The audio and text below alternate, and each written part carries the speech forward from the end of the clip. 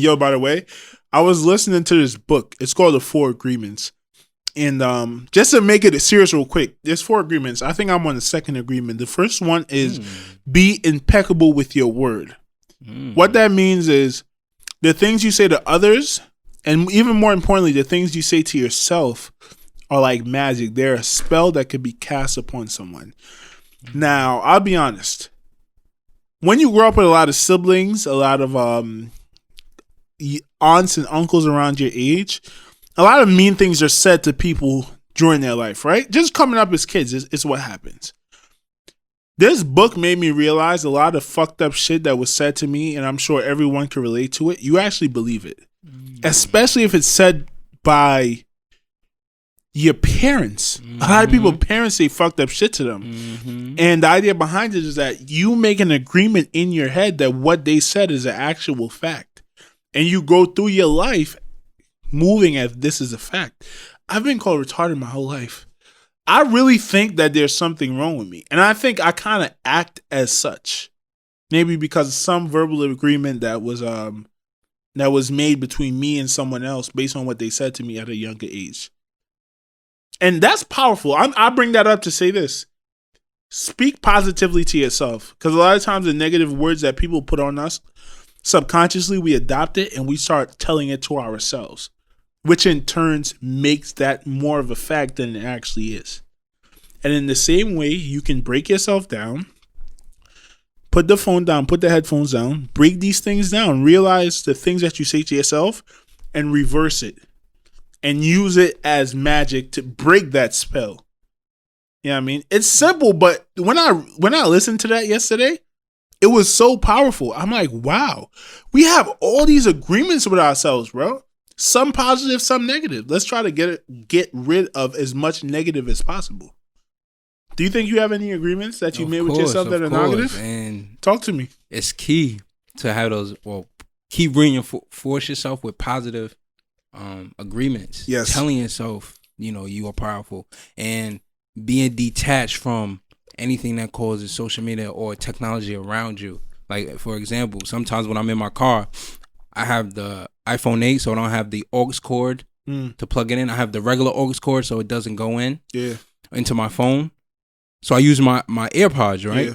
But it's some days like, okay, I need to stay away from the AirPods. Like, I might listen to a book, might listen to music if I'm on my way to the gym or a podcast. But sometimes, like, all right, let me detach and let me go with my thoughts. Yes. And when I think to my thoughts, I think about what I have done in life. Yes. And that's my positive reinforcement. Like, yo, you're really a force to be reckoned with. You're unstoppable.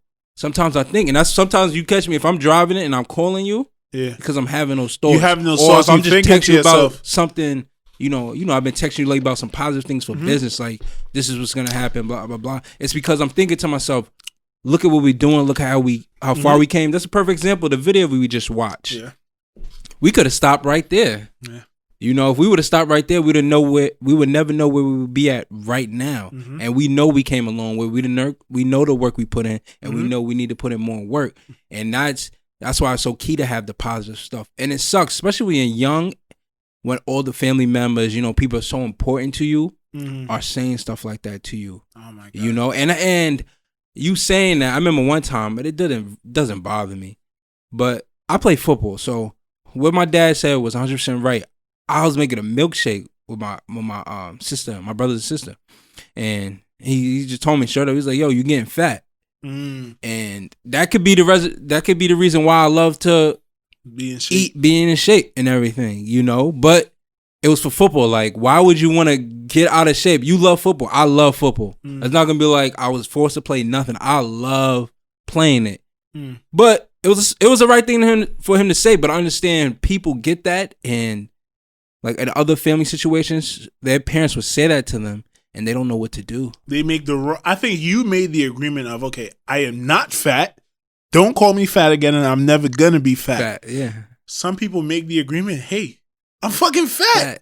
And I guess I'm just going to be fat. And yesterday I realized something, man. I've been having the agreement with myself for a very long time. Hey, Nick, you got a bad eating habit. I think you are addicted to eating wrongly. And not until I listened to that book, I realized how ridiculous it was to allow my cravings, to allow my humanly instincts given into them, which everyone does. We all give into our human instincts. Allowing that to be the reason I made an agreement with myself. Hey, Nick, you just got a bad eating habit. It's not something you could really fix. I really told myself For real? this. You really thought you couldn't fix it? I really thought I had a bad eating habit. Like people who are anorexic, and these diseases are valid. These diseases are real. Some people really do not have a choice in using it or not. Yes. Right? However, that's not me. But this is what I told myself for a very long time. And I think that's why I gave into it a lot. Right? I think it's the same thing when people take drugs. Drugs have this very strong, powerful hold on your mind. And apart from just the physiological effects of that drug snatching you in, I think we make agreements with ourselves.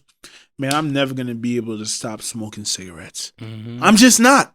Even though you know you need to stop and you may want to stop, you make that agreement. And guess what? That agreement is going to be reinforced every single fucking day in your head.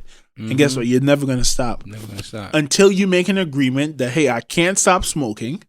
And now it's just time to work on the physiological addiction I have to cigarettes. And this is to make it more simple. Yeah. Anything in life, there's an opposite to. And I was thinking this, I believe this past week or last week.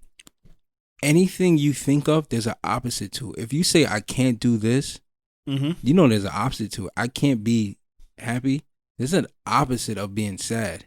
There's an opposite of feeling bad. There's an opposite of being fat. There's an opposite of not being consistent. You understand? Mm-hmm. Mm-hmm. And that's what you need to open your mind to, the opposite. And when you open your mind to the opposite, that's when things get rolling. Yes. Agreements. And you just keep going in life. Yes. You just keep going. You keep rolling. Agreements. Hey, if you guys have a chance, read that book. Listen to that book. It's very powerful. What's the book? The 4 Agreements. The 4 Agreements. I think the 4 Agreements are: be impeccable with your word. Do not make assumptions. Don't take it personal. I'm going to rattle off real quick what those means. Don't make assumptions. We all live in our minds, and technically we all live in completely different universes. Yes. I never thought about it like that before, right? We all live in completely different universes. And because, let me give you an example. You fresh as fuck. Just bought the nicest outfit. You got fresh J's on, nice fitted jeans, nice shirt on, nice cut. You walk into the party and 2 girls is looking at you. What you thinking? Oh, yeah, I'm fresh. They own me because I'm fresh. They own you because you fresh. Yeah, wipe me down. Like, yo, I'm the freshest dude in here. Clearly, they want parts. Yes. But don't come over here because I don't want it with y'all. I'm in a relationship. Don't sexually harass me. Back to the earlier point. But you stupid. If you walk into a party and you bummy, right? Let's think about kids who grown up, they don't have much and they want to go out with their friends and they know in their mind, listen, I'm not that fresh.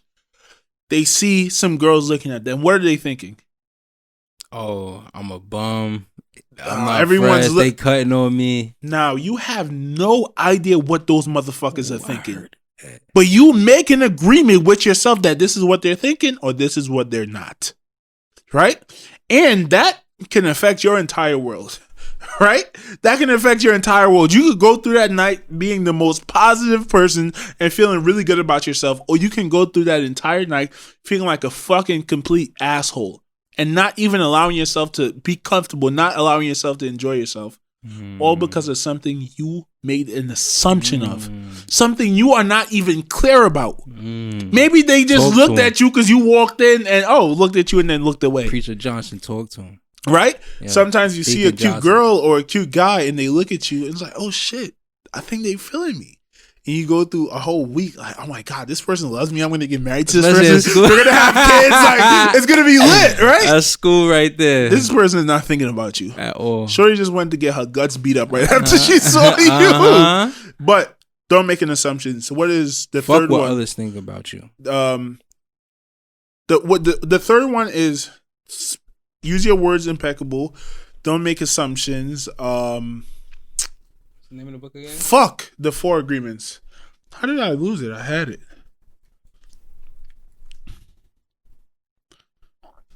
Give it to me. The third agreement. don't take it personal. As relating back to us all living in our own universe.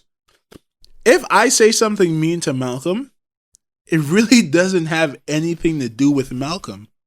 It more has to do with how I view Malcolm through my perspective, through my life experiences, right? And actually, like, you always tell me, like, yo, we argue a lot. I like to argue. Arguing is kind of dumb because you're trying to impose your mind on someone else who has their own mind that was formed by a completely different set of circumstances. So it's kind of stupid. You know what I mean? Even though arguing is necessary, it's kind of stupid when you think about it from that standpoint. Yeah. And that's what we were talking about on last week's episode. Shout out to Chris. But he was saying, like, some things you can't argue about because it's a non-ending circle. Mm-hmm. And what are you just going to keep going back and forth, wasting time when there's something we need to be locked onto and achieve that goal? Yes. Some arguments are dumb as fuck because guess what? Where you're coming from, the universe that you exist in your head, will never coincide with the universe that the opposition lives in their brain. Mm-hmm. And yeah, man, it's a powerful book. Go read it. What's the fourth agreement? You got it there? Don't be impeccable with your word. I said that already. Don't take anything personally. Said that already. Don't make assumptions. Yep. Always do your best. Always do your best. Self-explanatory. Do your fucking best.